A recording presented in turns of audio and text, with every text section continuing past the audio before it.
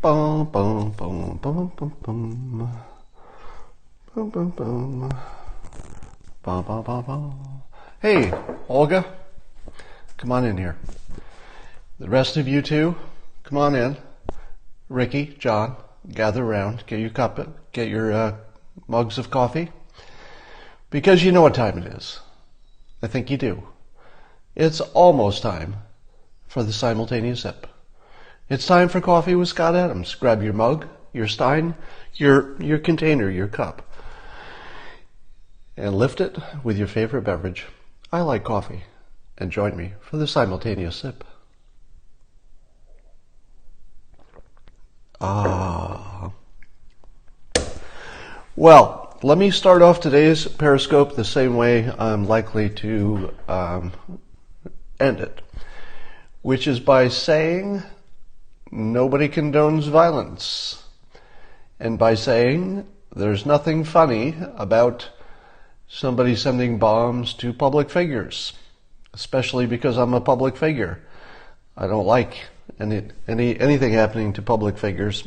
You can see obviously why. That said, life does go on, and there are some very interesting, dare I say, humorous elements of the story. But violence is not funny, with one exception, which I'll talk about in a minute.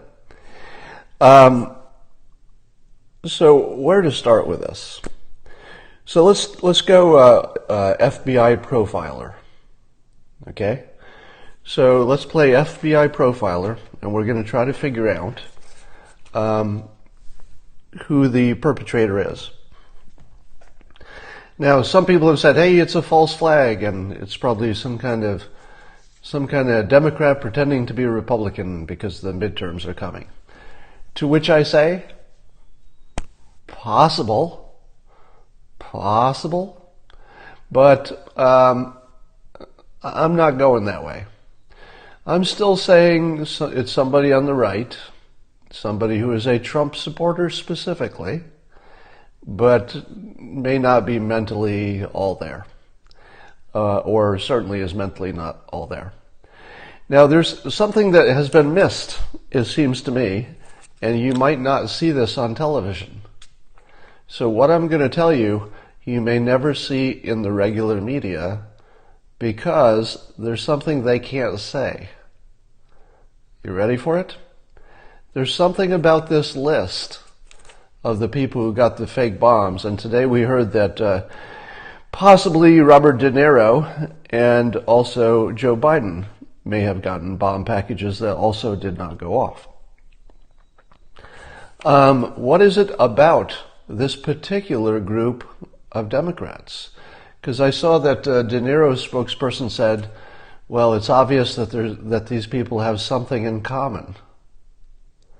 But did we get the right thing that they have in common? Let me describe the people who got the bombs, but I'm going to describe them the way the press has described them. Now, when I talk about the press, in this case, I'm talking about both the left and the right. So what I'm going to present is not my opinion. This is not my opinion coming up. This is a description of the people who received these bombs according to the press. The press is the press on the right and the press on the left. So sometimes I'll be picking from the right, sometimes from the left. But here's you've got two people who have said in public they want to punch the president. That's De Niro and Biden. You've got at least one accused serial rapist. That's Bill Clinton. You've got one person who painted half of the country as Nazis. If you paint half of the country as Nazis, you're really sort of marking them for violence. That was Hillary Clinton. We've got one person on the list who's accused of being a Nazi collaborator. I believe that's not accurate, but if you're reading various types of press, not the top level press, but the lower level, less dependable press, on the right will tell you that George Soros was a Nazi collaborator when he was 14 years old, which I consider ridiculous. That's my opinion. But the press has branded these people the way I'm describing. There's one person on the list who allegedly tried to rig an election and succeeded. There's somebody on the list who tried to rig the United States election and succeeded. Debbie Wasserman. There's somebody on the list who's a deep state traitor and the leader of them. Again, not my opinion. I'm giving you the characterizations that you would have seen in the press, either the left or the right. So one of them is the head traitor of the deep state. I'm not saying this in my opinion. I'm saying that's how the press has portrayed John Brennan. There's one person on the list who said you should kick Republicans when they're down. A call to violence. There's one person on the list who said you should harass Republicans wherever you find them. Maxine Waters. And there's Obama who's on the list. You could make a case that he has or has not done anything that would put him on this list. I would say not so much, but he's sort of the head symbol of the other side. So here's what's interesting. Think about the people who are not on the list. There are a lot of people who are not on the list. For example, where is Nancy Pelosi on this list? Nancy Pelosi is not on the list. Chuck Schumer is not on the list. Let me tell you why Nancy Pelosi and Chuck Schumer were not on the bombers list. Because those two people, you might not like their politics, but they are not frickin' assholes. Okay? Again, I'm not defending a bomber. That's not what's happening here. I'm saying that if we're trying to profile the bomber and try to figure out why would he target this group as opposed to any other group, he has left off two of the biggest Democrats. He left off Bernie. He left off Pelosi. He left off Schumer. What do those three people have in common? To their credit, Pelosi, Schumer, and Bernie have never advocated violence of any kind against Republicans. Nancy Pelosi, Chuck Schumer, and Bernie Sanders have never used words that demonized the entire Republican Party, as in deplorable, as in racist. Well, they've probably played with the racist term, but that's sort of routine politics in their case. Those three people are not on the list. The people who are on the list are people who specifically, allegedly, according to the media, not according to me, according to the media, either the left or the right, have been promoting violence against the right. Or they've been involved in something that looks like, literally, an overthrow of the government. So I would say, and let me say this every 10 seconds, it's not my opinion. I'm giving you the characterization that someone would have if they watched the media. Not watching me, but watching the media. So I'm going to say definitely Republican. And here's the reason it's not a false flag. If it were a false flag, some of the people on the list would be the kind that had not called for an overthrow of the government, who had not been Nazis or racists, had not been accusing people of racists, had not been offering up the idea of violence against Republicans. If it had been a black, what would you call it? A false flag. If it had been a false flag, they would have picked, even accidentally, they would have picked some people who didn't belong on the list. They would have picked Pelosi. They would have picked Schumer. Maybe Bernie. They would have picked Cory Booker. Has Cory Booker called for any violence against Republicans? I don't think so. All right? It's not an accident why this group is on the list. To me, this has every look of a Republican who has been pulled in by the media. In other words, the media has created a narrative about all of these people, which in some cases is deserved. I'm not saying it's not deserved, but it's clear to me that it's a Republican. So I'm guessing Republican. Now, I said there's nothing funny about attempted violence, but you be the judge. I tweeted this yesterday and it got over 6,000 retweets, which is a big number for me, and 20,000 likes. And I said about the topic, I said my first thought was that the bombs came from a Republican. Then I learned the bombs don't work. Use your own judgment about whether that's funny or insightful. But that's just a joke. It looks like the bombs were either made by somebody who's not completely in their mental capacity or somebody who didn't intend them to go off. So that's possible. But my official prediction is a Republican who has been activated by the press. In this case, more by the press, the right-leaning press, than the left-leaning press, but certainly both. Now, what's interesting here is watching the press try to make a case. So right now the press is trying to make sure that the president gets most of the blame because the alternative to that is the press itself. So the press is in full out, it's not us, especially the CNN side of the world. Now, let me give you my take on this. Here are some of the things that people in the press are showing as equivalents.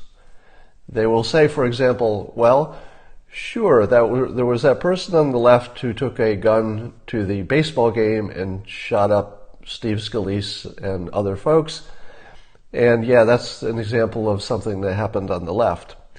But it's not just the left. They would say, look at that guy who brought a gun to the pizza parlor because he believed that there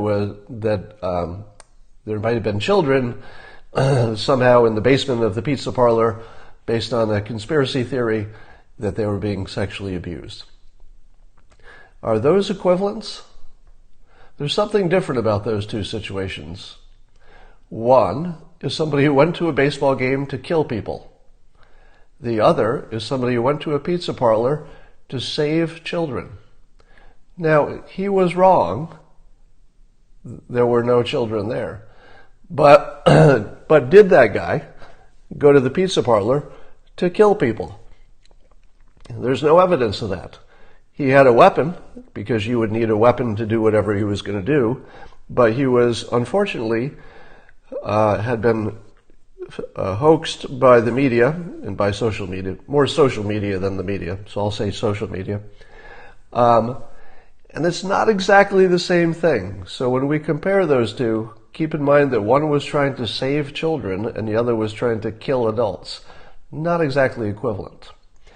But let's look at the things that are equivalent. I'm seeing in the media, and I saw it this morning on CNN, that since 9/11, this is the number of people who have died in what you would call terrorist attacks at the United States. There have been 73 right-wing victims, or 73 right-wing attacks. In other words, there have been 72 classified terrorist domestic attacks by people who would be associated with the political right. CNN reports that there were 104 jihadist attacks, but we're not talking about that today. So let's just look at 73 right-wing attacks.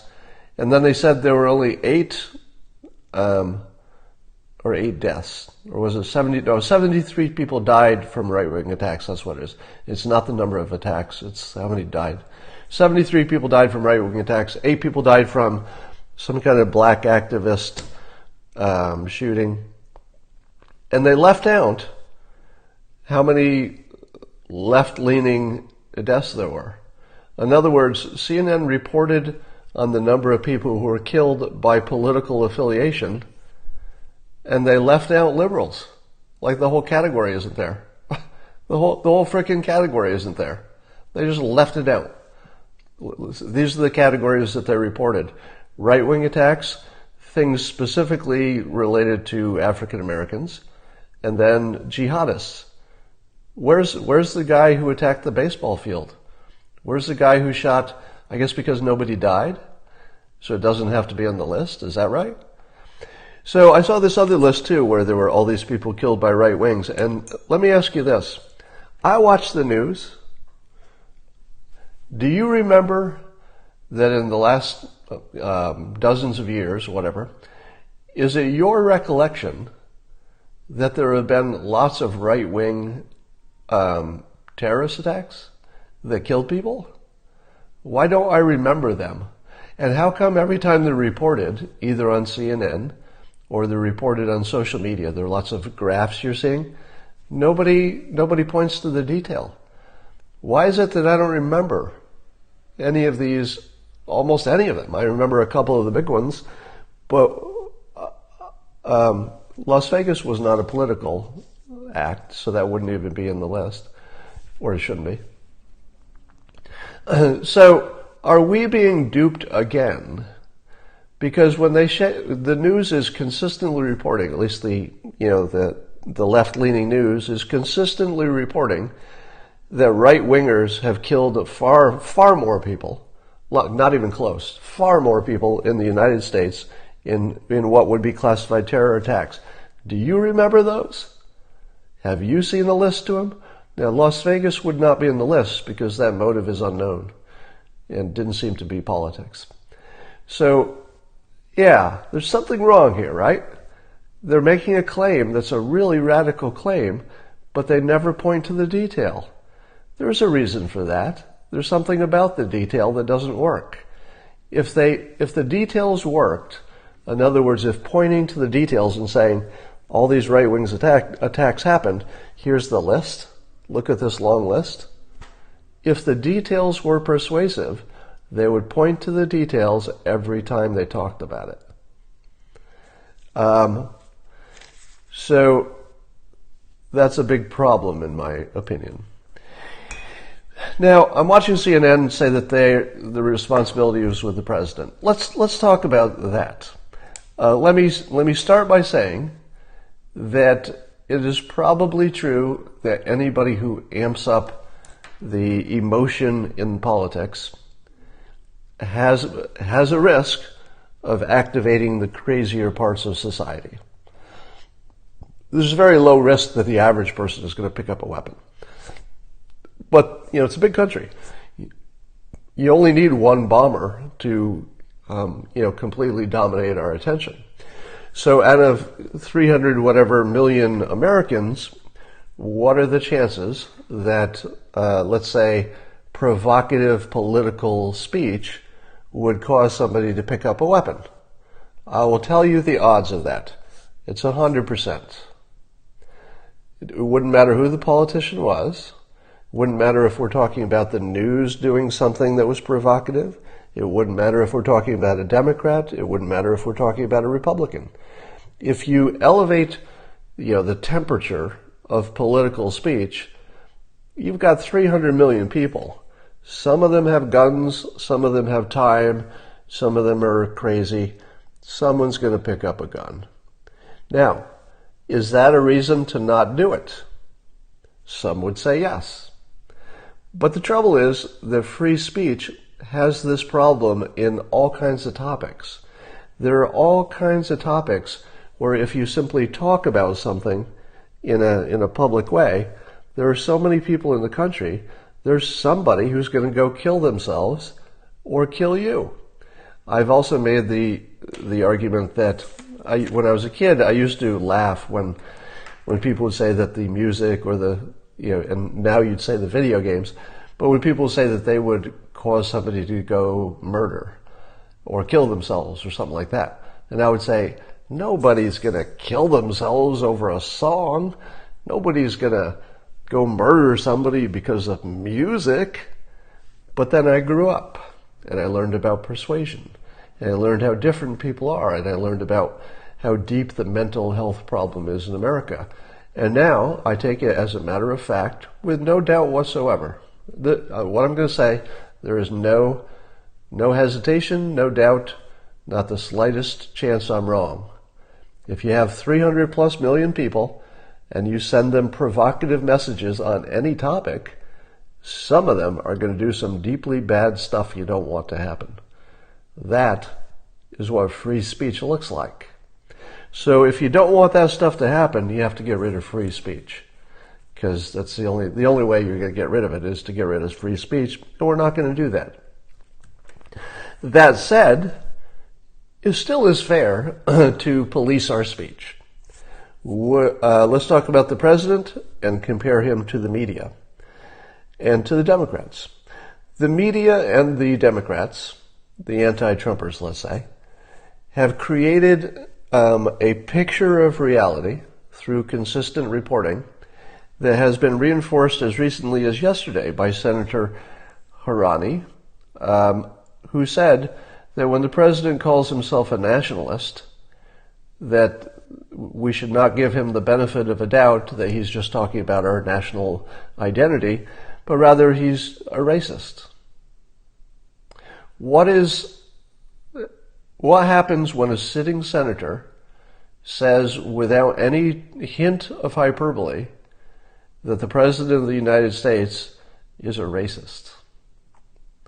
What does that do to the political temperature? Well, the first thing it does is, if you're a man, or you're on the right, you're conservative, if you don't vote this year, you're frickin' crazy. Because this is the sort of thing you need a lot less of. All right?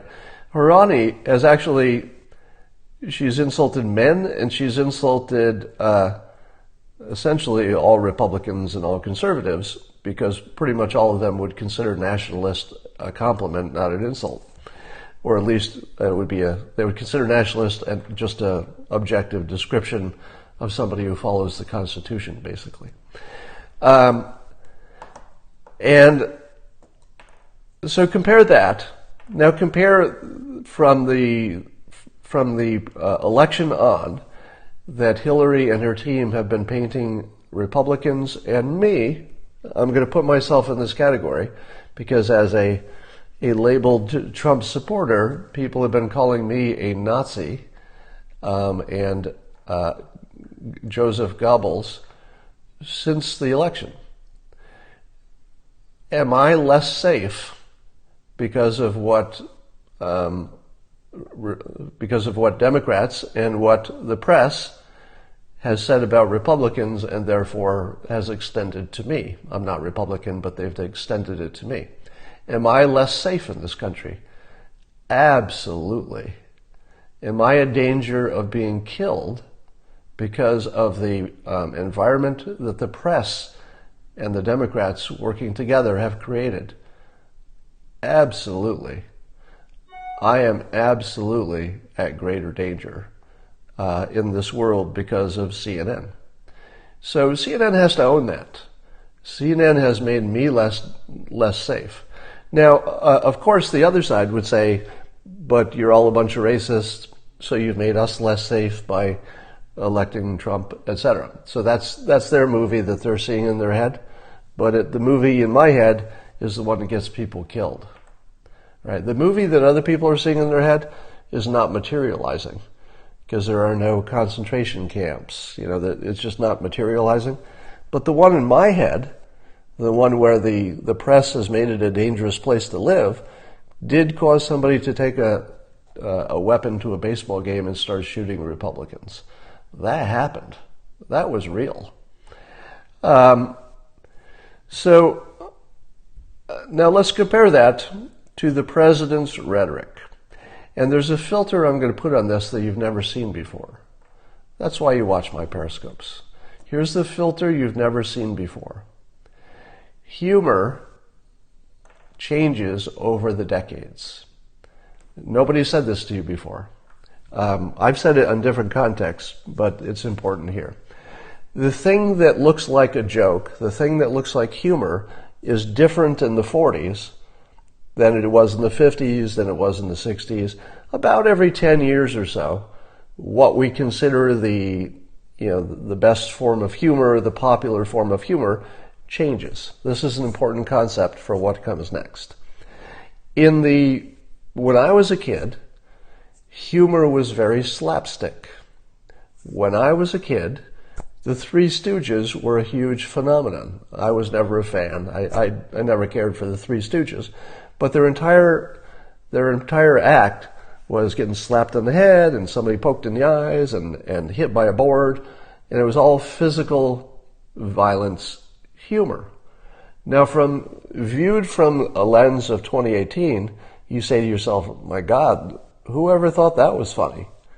But that's not the point. The point is that it used to be generally considered what humor looked like, and now it's generally considered inappropriate. Last night, Christine and I watched a movie that I think was made in the 90s called There's Something About Mary. It's a humorous movie with, well, you don't need to know more than that. It's a humorous movie, and we watched it, and there was very little in that movie that you could put in a movie today. At least a third of the movie, probably a third of the humor in the movie, involved laughing at people with physical or mental disabilities. Can you even frickin' imagine that? I remember watching it at the time when it was a new movie and laughing uproariously. And I don't remember being offended by anything.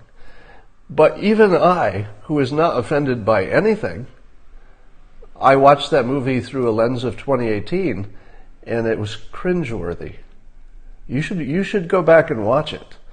It is cringeworthy because of making fun of people who had physical and mental disabilities, and it was really hard to watch. So that's how much humor has changed in those few decades. Now, here's how this matters. I and others have been saying that when the president says his provocative things at rallies, that is humor. And other people are saying that's not humor. When you say I'll pay for the doctor's bills, knock the heck out of him. When you say stuff like that, that's not funny. Here's what's missing. Trump supporters tend to skew older and rural. The people who are against Trump tend to be younger, more female, that matters here too, more female, younger, and urban. Those two groups have different senses of humor. Trump comes from an era in which if you said, I'm going to kick your ass, I'm going to beat you up, that it's often said with an understanding that that's not real. It's just a way of talking.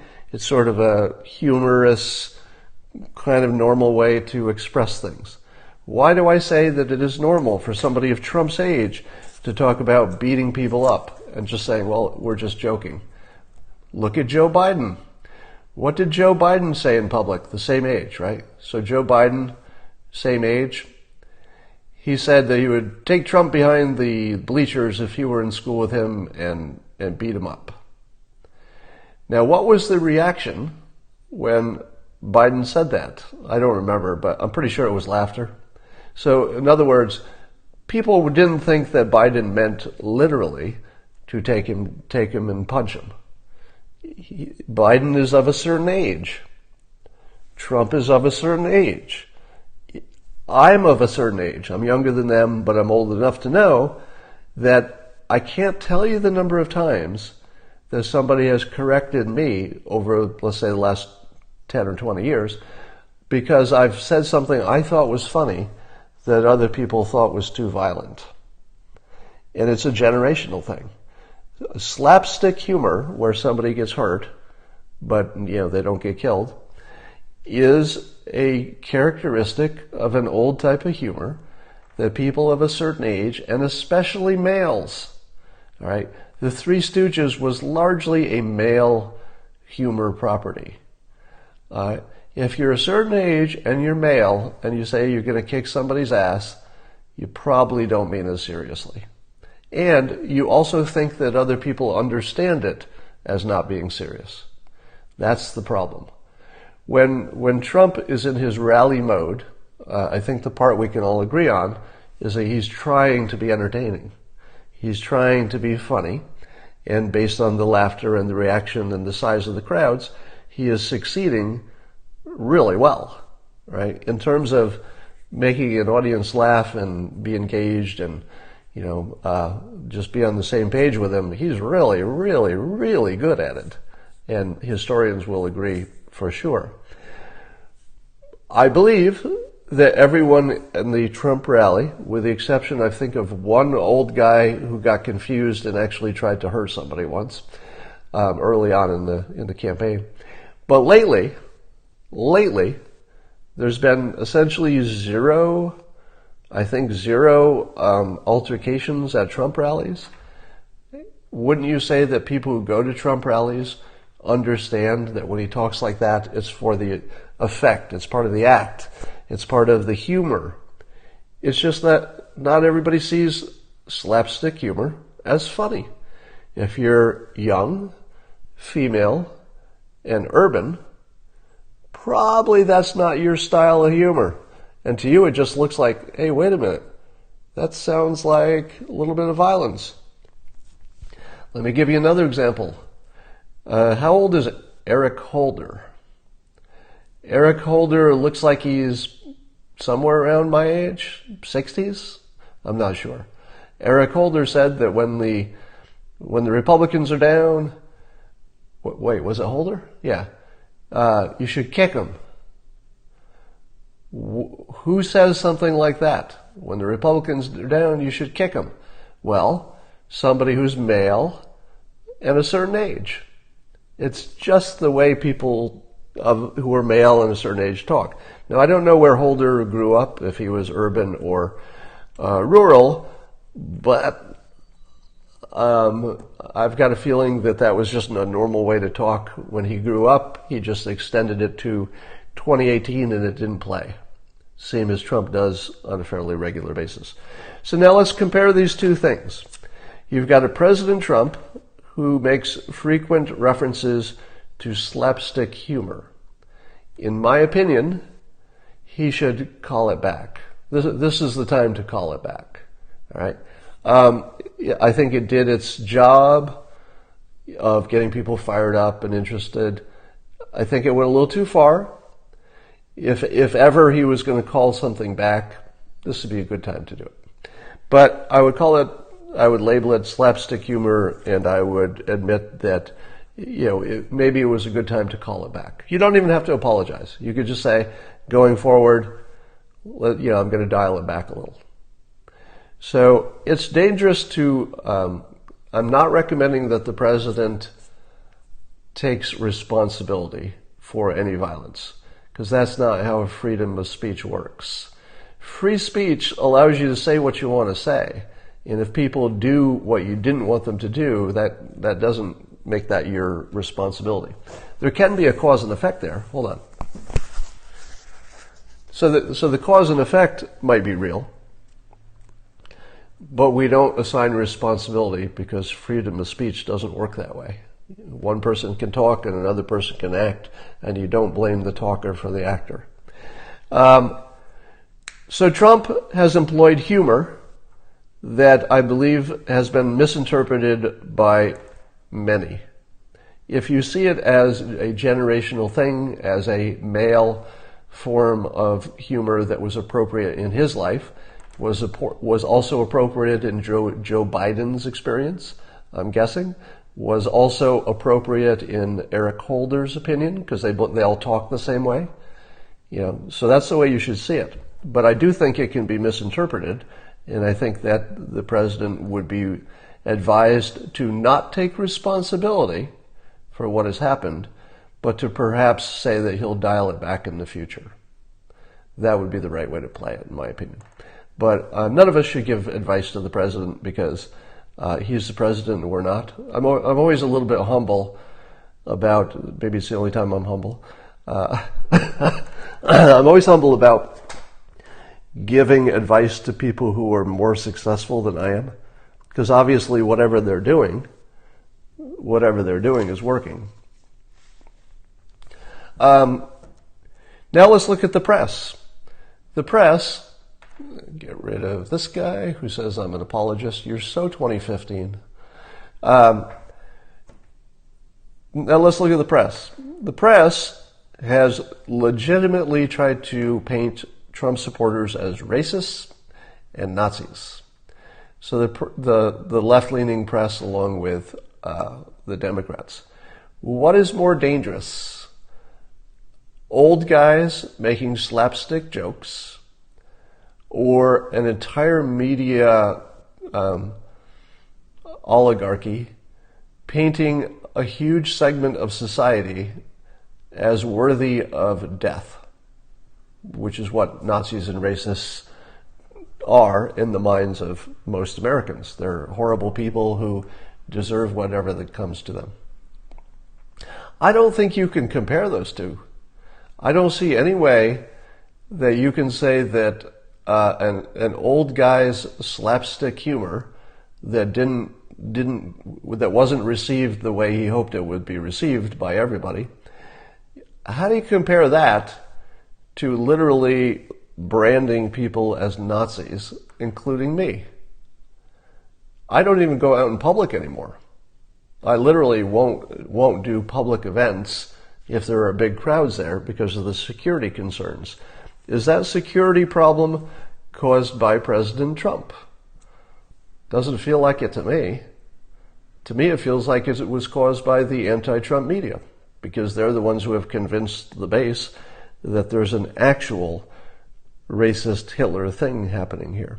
So I would say that people like Harani, Senator Harani from Hawaii, who says that being a nationalist is the same as being a racist in her mind, at least when President Trump uses the word, and therefore extends to his base by association, I would say she is one of the worst people I've ever seen.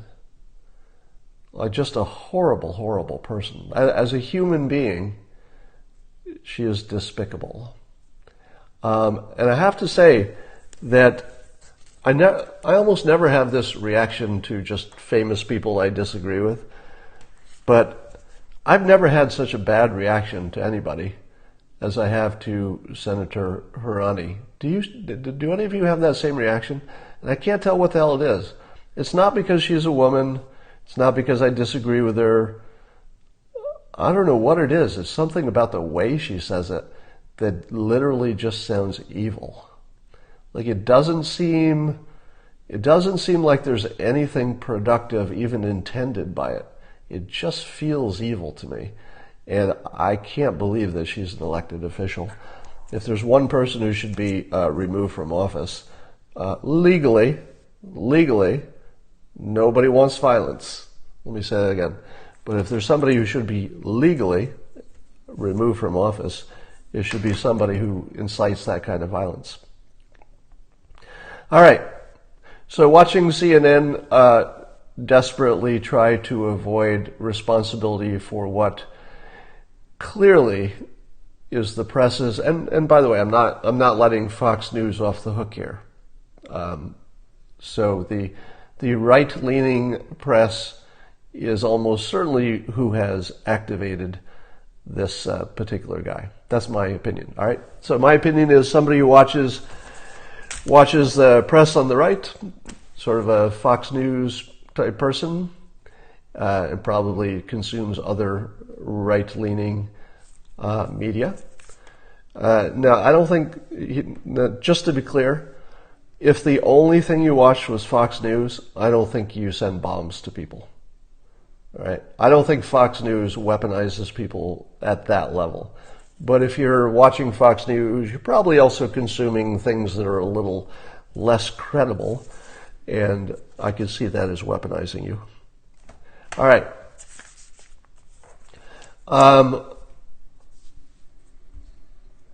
What do we make of the fact that none of the bombs worked? Or none of the... And I'm kind of expecting to hear that none of them could have worked.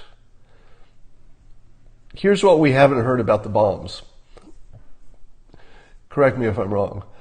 We have not heard that there's any electronics with the bombs, have we? Has there been any reporting that the bombs have any kind of a remote detonating device? If we don't hear that, and I don't think we will, because whoever this bomber was couldn't spell, didn't have the right addresses, did not seem to be a master bomb maker to me. But the odds that that person could have a remote detonator, given the low level of skill that was involved,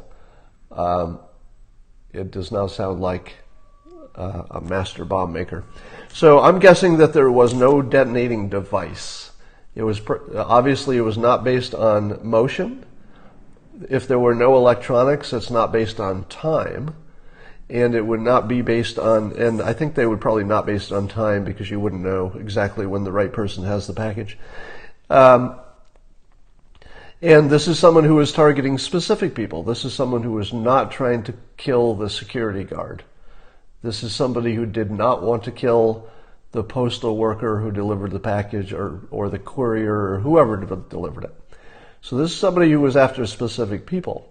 So that means they would either have some way to detonate it, and that seems to be missing. Yeah, there seems to be no clock. There seems to be no remote detonation, which leads me to believe that it's a right-wing white adult male who is Republican-leaning, who was activated by the press. He was weaponized by the press. He is not a very good bomb maker. He does not have an advanced education. High school education tops, and maybe not even that. And that he is not a good bomb maker. All right? So there were wires, but they were overgauged, somebody says, which would be, a sign of a fake. Somebody says false, they had electronics. So if they have electronics, and if those electronics are real, meaning that the electronics are actually hooked to the bomb in a way that they could have detonated them, then I will say, somebody just said that none of them were disposed of by destruction. What does it mean that none of the bombs were blown up on site just to limit their destruction? I think it tells you that people who understand bombs looked at them and by sight they could tell they were not functional bombs. Probably. So somebody says there were clocks, but were they connected, and were they connected in a way that would actually activate it? There's a big LCD clock on every one of them, somebody says. Let's find out. Something tells me that the clock as a mechanism for... can you think of anything that would be less effective than a clock? All right, keep in mind, let's think about this. Keep in mind that these are not bombs that are placed in a building and then you go away and you wait for the clock to tick down and then they blow up. These were things that were going to change hands, these packages, and were going to be in different places at different times. There are two possibilities. The bomb blows up before it reaches its target, or the target opens the package, sees it's a bomb, looks at the time on it and says, oh shit, I've got 5 minutes left, and then they leave the room. If you were going to try to send a package bomb to somebody, a mail bomb, you don't put a timer on it. So if what you saw was a clock on these bombs, you saw somebody who was not really a bomb maker or really didn't want them to go off. You would never use a timer on a mail bomb. Am I wrong? Am I wrong that you would never use a timer on a mail bomb? Because you need it to be in the target's hands at the very time. Somebody says Soros's version was exploded. So there's a lot of fog of war here. So let me not give you fake news. I don't know that none of them were exploded. Maybe the Soros was one. One was. Maybe some other ones were. But that may also have to do with different law enforcement handling it in different ways.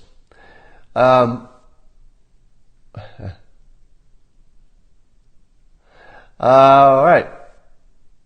An LCD clock would be ridiculous. Right. Bad design. So that's what we know for now. So you have my prediction. It's an adult, white, Republican-leaning guy who doesn't know how to make a bomb or didn't mean them to go off. They could have been intentionally fake. He could have been making a point, but we'll see.